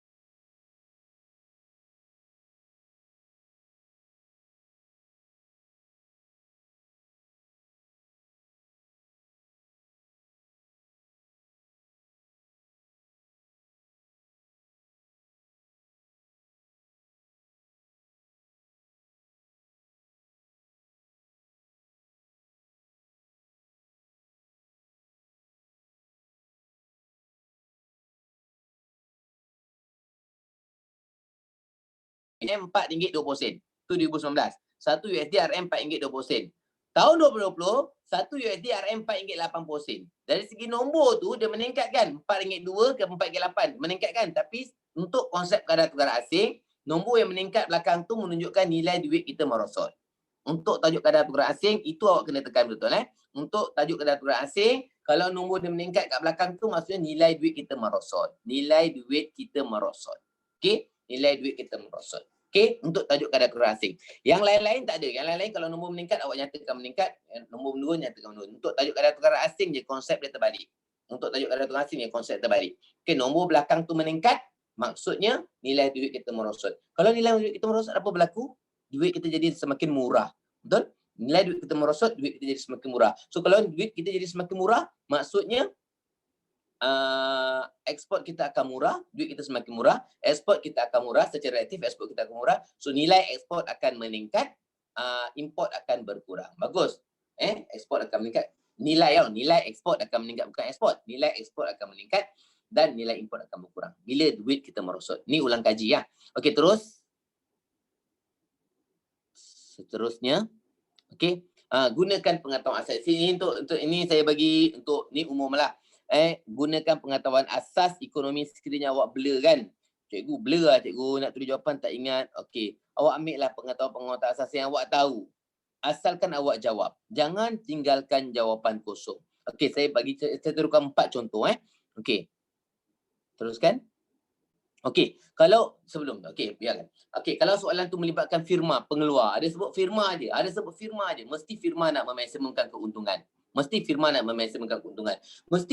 meminimumkan kos pengeluaran. Mesti firma nak keluaran yang paling cekap. Mesti firma nak meningkatkan pelaburan. Mesti firma nak meningkatkan pengeluaran barang. Mesti firma nak produktiviti meningkat. Jadi kalau contoh awak tengok soalan, ada perkataan firma, awak pun tak tahu nak jawab, awak tulislah. Ada rezeki awak, insya-Allah ada markah. Saya percaya daripada banyak-banyak tu akan ada markah. Ataupun inflasi. Bila sebut inflasi, awak tahu kan? Inflasi maksudnya harga barang naik. So kalau harga barang naik secara berterusan, maksudnya kuasa beli turun. Dan taraf hidup merosot. Perbelanjaan meningkat. Tabungan berkurang. Tekanan hidup akan meningkat. Upah benar akan menurun. So itu konsep-konsep asas dia. Okey, terus. Okey, bagus. Izzah tu okey. Kalau konsep kerajaan, ada perkataan kerajaan. Awak tahu kerajaan mesti nak memaksimumkan kebajikan. Mesti nak memaksimumkan kerajaan. Memaksimumkan kebajikan. Kerajaan mesti nak meningkatkan imej negara. Kerajaan mesti nak meningkatkan kesejahteraan rakyat. Nak memastikan keperluan terjamin. Nak meningkatkan taraf hidup. Nak merapatkan jurang agihan kekayaan dan sebagainya. Dan pengangguran, kehilangan pendapatan. Pengangguran mesti cerita pasal jenayah, taraf hidup. Akan timbul masalah kegugaan, masalah jenayah. Dan kehilangan keyakinan diri. Okey? Ini adalah asas-asas dalam ekonomi lah yang perlu awak tahu. Okey, teruskan. Dia ada banyak lagi. Saya turunkan 4 saja. Okey, contohlah saya ubah suai daripada soalan 2019. Soalan dia, mengapakah kerajaan perlu melaksanakan projek? Katalah awak tak ingat langsung. Awak tak ingat nak tulis jawapan ni. Ayat ni awak tak tahu nak jawab. Awak tak ada idea dah. Awak blur. Semalam mungkin awak tertekan semalam. Semalam mungkin awak nak beli kalau kat Melaka.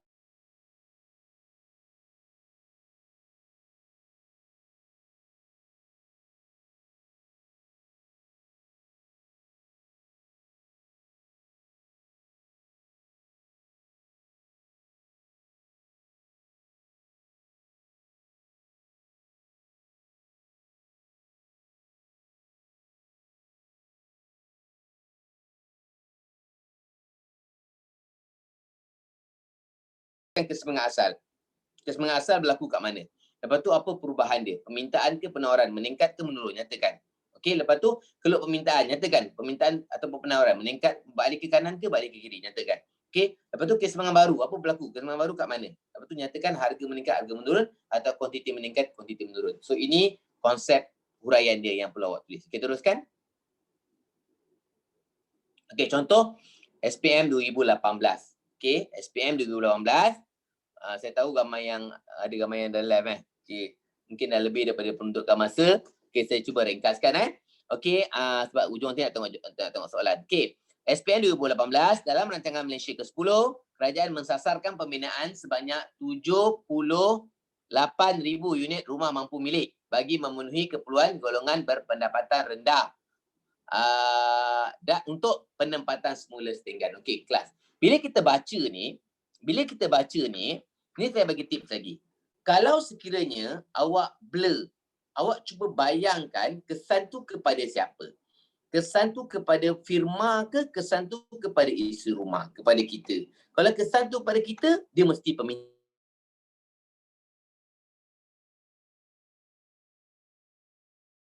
Bina 78,000 unit rumah untuk siapa beli? Untuk kita beli. Kita beli. So kita siapa? Kita adalah isi rumah. So dia akan beri kesan kepada siapa? Dia akan beri kesan kepada permintaan. Okay? Kalau dia beri kesan kepada kita, kepada isi rumah, dia akan beri kesan kepada permintaan. Kalau awak baca-baca, lepas tu awak fikir-fikir lah, ni dia beri kesan pada firma ni. So firma. Firma maksudnya penawaran. Okay? So set yang pertama, tentukan faktor dia kesan pada permintaan ke penawaran. Itu pertama. Permintaan ke penawaran. Okay. Yang kedua, fikirkan permintaan tu meningkat ke berkurang. Dalam ekonomi senang. Meningkat semua beralih ke kanan. Keluk yang meningkat semua beralih ke kanan. Keluk yang meningkat semua beralih ke kanan. Kalau keluk tu berkurang, dia akan beralih ke kiri. So dalam kes ini, soalan ini awak lukis keluk X, lepas tu awak lukis keluk permintaan yang beralih ke kanan. Okay. Awak lukis keluk permintaan yang beralih ke kanan. Okay. Next, terusnya. Okey, dia nak gambar rajah. Okey. Dengan bantuan rajah, jelaskan kesan sasaran kerajaan terhadap pasaran rumah. Pasaran mesti keluk X. Pasaran mesti keluk X. Dan buat keluk DD, keluk permintaan beralih ke kanan. Okey, teruskan. Okey, kita tengok rajah tu ada harga, ada titik origin, ada paksi kuantiti. So dia buat keluk X, D0, D0, S0, S0, E0, harga P0 per titik Q0. Kemudian dia alihkan keluk permintaan tu ke kanan. Dia alihkan keluk permintaan tu ke kanan. So harga meningkat. Okey, rajah macam ni baik, markah, dia dapat markah dan huraian. Okey, dan dapat huraian. Huraian dia adalah, okey, bagi keseimbangan asal, bagi penawaran rumah meningkat. Okey, nanti kan saya terangkan, ayu muafak. Okey, terus. Keseimbangan asal di titik I0 pada harga P0, dasar kerajaan menyebabkan lebih ramai orang membeli rumah dan permintaan rumah akan meningkat. Okey. Kalau permintaan rumah akan balik ke kanan dari D0 ke D1, maka keseimbangan baru akan mencapai titik I1, harga akan meningkat P0 ke P1 dan kalau tidak akan meningkat dari Q0 ke Q1. Okey. Okey, terus. Ini adalah soalan rajah lah. Bukan semestinya, jangan apa yang saya cakap awal semestinya, tak. Biasanya soalan rajah ada satu soalan dekat bahagian B biasanya. Biasanya kalau soalan tahun 2018 dia cerita pasal rumah, soalan 2019 tak salah dia cerita pasal barang pengganti. Jadi belajar baik-baik. Soalan rajah ni belajar baik-baik. InsyaAllah boleh jawab. Orang kata susah jawab. Lukis gambar rajah pun dapat markah yang baik. Lepas tu huraikan. Okay. Last tips yang ketujuh. Okay, kita dah ketujuh. Okay. Tips yang terakhir. Kan saya tengok soalan Tips yang terakhir, sediakan rangka jawapan sebelum jawab soalan rubrik. Ada tanya tadi terbuka. Secara terbuka. Tetapi kena berstruktur. Terbuka tetapi kena berstruktur. Maksudnya kita kena susun kita punya fakta tu dengan tepat. Kita kena buat analisis kita tu mengikut kronologi. Kronologi maksudnya ikut turutan. Jangan dia berlompat-lompat, ikut turutan. Okey, ikut turutan. Okey, teruskan. Soalan rubrik adalah soalan yang peruntukan markah paling tinggi dalam bahagian B. Ini bahagian B tau. Okey, dia adalah soalan yang paling tinggi. Okey, teruskan. Okey, soalan memerlukan calon yang pertama. Kenal pasti kata tugas soalan. Okey, kenal pasti kata tugas soalan. Hati-hati. Kalau kata tugas tu bincangkan, kena jawab dua sisi. Ingat, malam ni ingat. Kalau kata tugas tu bincangkan, perkataan bincangkan kena jawab dua sisi. Apa benda dua sisi dia cikgu? Dua sisi ni maksudnya kena jawab dari sudut pro and contra. Pro and contra. Kalau siapa pernah tengok soalan SPM 2019 tahun lepas, dia cerita pasal pilihan kerajaan nak membina banjir ataupun jalan raya di Kelantan. Jalan raya di Kelantan ataupun banjir. Ataupun mengelakkan tempatan banjir, projek tempatan banjir. So awak kena cerita pro and contra. Sebab soalan bincangkan. Bincangkan maksudnya awak kena cerita kebaikan kalau dia pilih banjir. So sisi yang kedua, keburukan kalau dia tak buat jalan di Kelantan. So maksudnya bincangkan ni, bila kata tugas bincangkan, ingat bila kata tugas bincangkan, mesti buat dua sisi, kebaikan ataupun sudut yang positif, sudut yang negatif. Okey. Dua, baca kehendak soalan. Tengok kehendak soalan. Soalan kalau soalan kesan, kata kesan. Kesan tu kat atas siapa? Kalau kesan tu ke atas satu pihak aja, okey senang. Kita bincang satu pihak aja. Tapi kalau kesan tu ke atas dua pihak, kepada firma dan kepada kerajaan, so kena bincangkan dua-dua pihak. Kena bincangkan dua-dua pihak. Okey? Dan yang ketiga, kena memikirkan jawapan tu dan membuat analisis secara mendalam. Bukan bagi fakta dengan banyak, bukan. Buat analisis secara mendalam. Okey, contoh. Sebab ramai yang dah live ni. Okey, contoh. Ke 10 dah. Okey, contoh yang terakhir, soalan SPM 2018. Bantuan sehari hidup. Okey, kerajaan meneruskan menambah baik bantuan sehari hidup kepada golongan isi rumah berpendapatan 40% terendah ataupun B40 dengan menyalurkan peruntukan secara bersasar. Okey, teruskan. Soalan dia.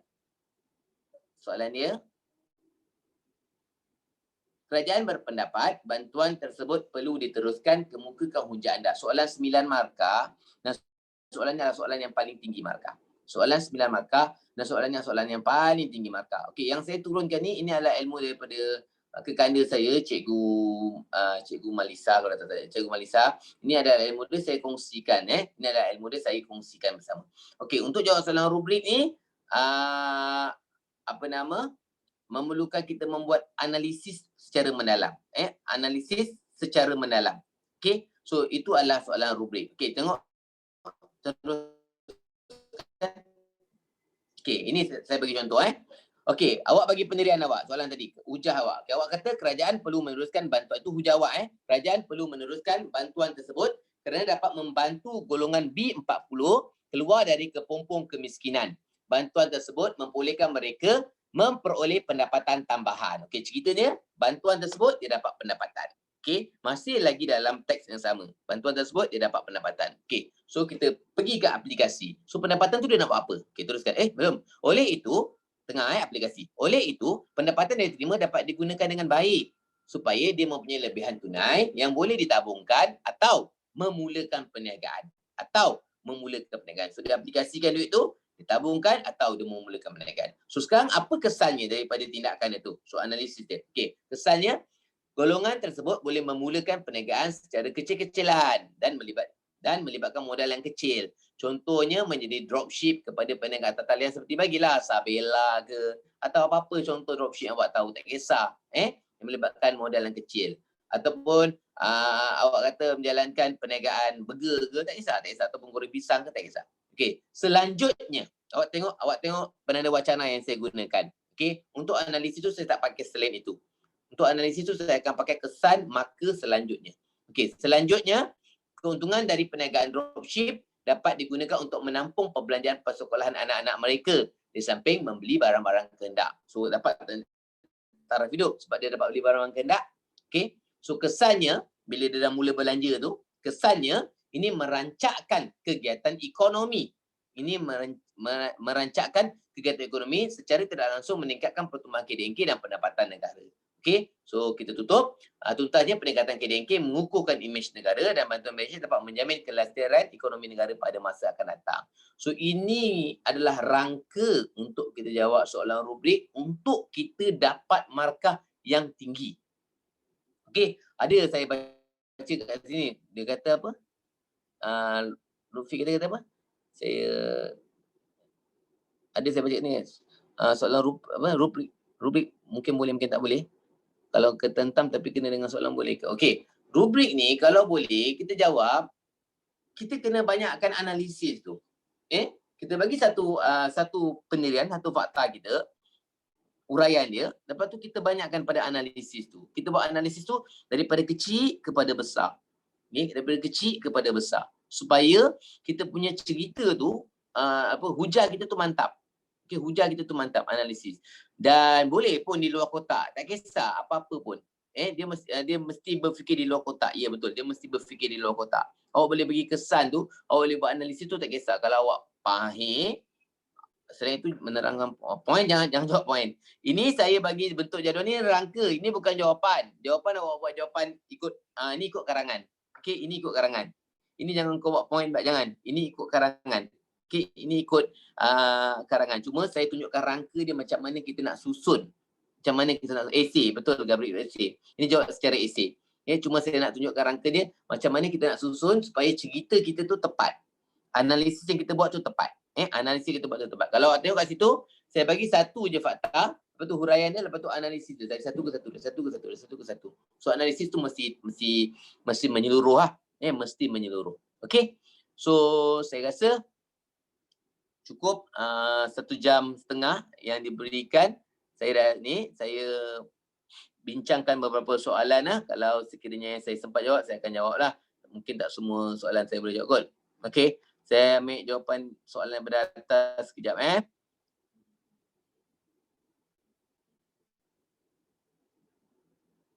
Ramai yang nak minta sambung ni cikgu. Semangat. Minta sambung Ada yang cikgu kalau persamaan klasik pun kelas satu pun boleh ya. Apa persamaan klasik? Boleh jawab dalam jadual ke? Itu saya dah jawab tadi. Okey, ada 666. Apa yang 6? Okey, sebab ada yang saya tertinggal. Okey. Harga meningkat. Okey. Okey kot. Ada soalan. Sambung cikgu. Sambung nanti. Sambung. Okey. Okey. Cikgu kalau tanya tentang ekonomi waktu pandemik ni boleh masukkan tentang individu. Cikgu kalau soalan tanya tentang ekonomi individu firman. Okey boleh tak ada masalah. Okey. Terima kasih cikgu. Okey dah semua, terima kasih dah. Okey. So saya rasa tak ada kot. Ada soalan dekat Facebook ke yang nak kena jawab?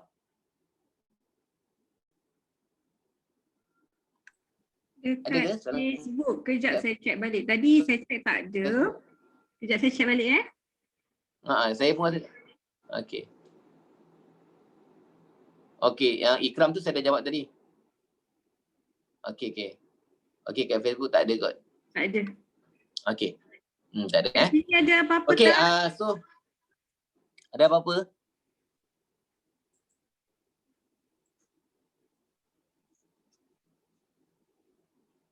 Ada keluk keseimbangan, keluk permintaan, tak sure nak buat mana satu. Apa tu? Oh, okey. Kalau soalan tu kata pasaran, awak nampak perkataan pasaran, dia mesti buat dua-dua. DD dengan SS. Mesti buat keluk X. Lepas tu, alihkan keluk ke kanan ataupun kiri. Nama channel Muhammad Amiruddin. Tu je, saya tak pakai nama lain. Nama saya Muhammad Amiruddin. MOHD. Amiruddin. AMIRUDDIN. Okey. Nanti saya buatkan beberapa video untuk membantu awak. InsyaAllah. Okey. Cikgu ajar best. Boleh tak saya sharekan slide Cikgu Amin ni nanti dekat Telegram? Okey, boleh. Tak kisah. Okey. Video berkaitan dengan cukai. Okey, insya-Allah. Nanti awak komen yang dekat tu, nanti awak bagi tahu. Saya akan cubalah bantu insya-Allah. Saya nak semua orang rasa ekonomi ni tak susah, itu saja. Okey, saya nak semua orang rasa ekonomi ni tak susah. Right? Ekonomi tu senang dan ekonomi tu semua orang mesti boleh dapat A, insya-Allah. Okey. Satu soalan from Lia Natasha. Cikgu, at least analisis tu kena berapa analisis? Analisis tu macam kesan ke? Soalan dari Lia Natasha. Okey, bergantung kepada soalan lah. Kalau soalan tu dia nak tanya kesan, so analisis tu kita akan pergi kepada kesan tu secara mendalam. Biasanya kesan lah. Okey, kita buat analisis secara mendalam. Kesan tu biasanya kita bagi 3 ke 4 kesan. Okey, sebaiknya 4 kesan. Sebaiknya 4 kesan atau 4 analisis. Dia bukan semestinya kesan. Tapi dia bergantung kepada soalan yang kita tanya. Tadi soalan tadi tu nak kesan, so kita huraikan kesan tu. 4. Jangan jawab fakta terlalu banyak. Ambil satu fakta, lepas tu huraikan dia, lepas tu buat analisis kesan dia. Maka selanjutnya kesannya. Jangan pakai selain itu kalau boleh. Jangan pakai penanda wacana selain itu pada huraian analisis tu. Nanti dia punya analisis tu dia lari. Analisis tu tak tepat. Analisis tu jadi analisis tu melompat. Melompat maksudnya cerita dia tu tak sampai.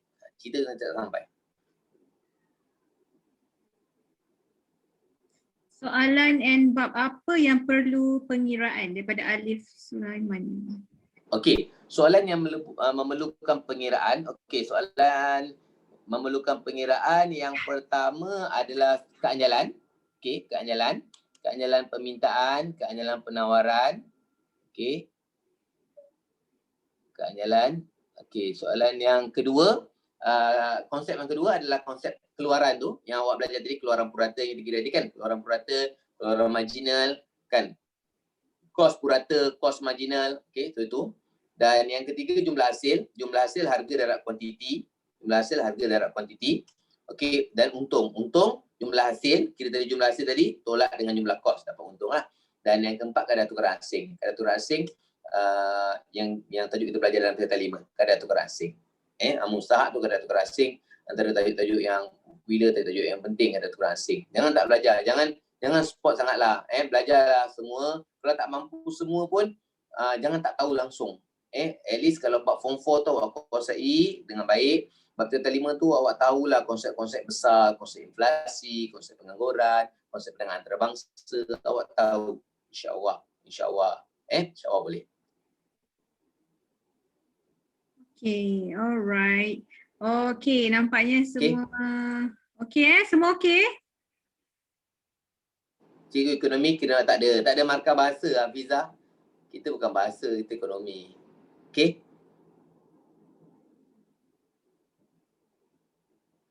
So okay, tak ada alright, okay. Alhamdulillah. So kita selesai hari ini untuk tips last minute paper ekonomi bersama Cikgu Amir. Ya. Sebelum tu, okey, sebelum tu kalau sekiranya ada kekurangan, saya minta maaf. Kalau sekiranya awak bincang dengan cikgu awak ada beberapa pertikaian, seperti saya sebut, sekiranya ada beberapa pertikaian, awak rujuk pada guru awak lah. Sebab guru awak adalah orang yang paling hampir dengan awak dan orang yang paling hampir dan yang paling rapat dengan awak lah. Yang paling hampir dan paling rapat dengan awak, guru awak lebih memahami awak. Kalau apa-apa hal berlaku kontradiksi sikit antara saya dengan cikgu, utamakan cikgu dekat sekolah. Okey, yang tadi ada soalan. Tingkatan 6 susah ke? Tak susah. Okey je. Mana-mana. Saya dulu tingkatan 6 dan saya dapat 4 flat. That's why kenapa saya cinta ke ekonomi ni. Sebab saya nak semua orang berjaya dalam ekonomi. Tu je. Okey. Okey dah.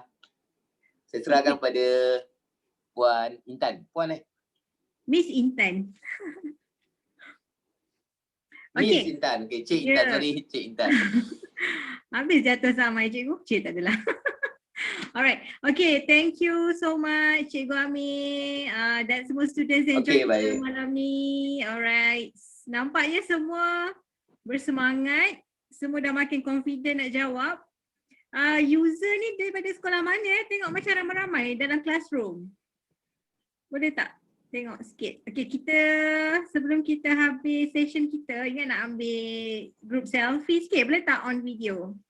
Bersama dengan Cikgu Amir.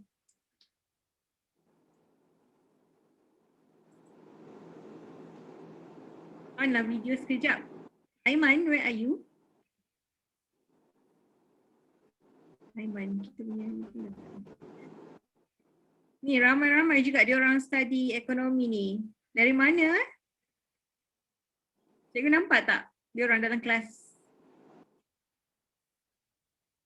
Mana? Saya pakai iPad jadi saya tak nampak semua. Ni daripada mana ni user ni yang ramai-ramai pakai baju biru ni dalam kelas? Tak boleh cakap Dalam kelas? Nampak tak dia orang ramai-ramai study ni? Sekejap. Boleh tunjukkan, saya tak nampak. Tak nampak dia orang ni lah study sama-sama lah tu.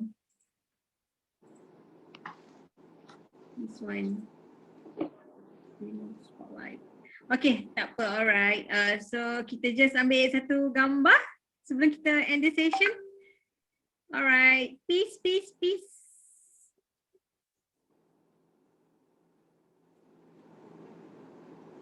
Ni. Oh, ni. Ni cikgu nampak. Dia orang ramai-ramai ni. Nampak dia mana? Sekolah mana? Sekolah mana? Boleh letak kat chat box tak? Hai. Dari mana you guys? Buka.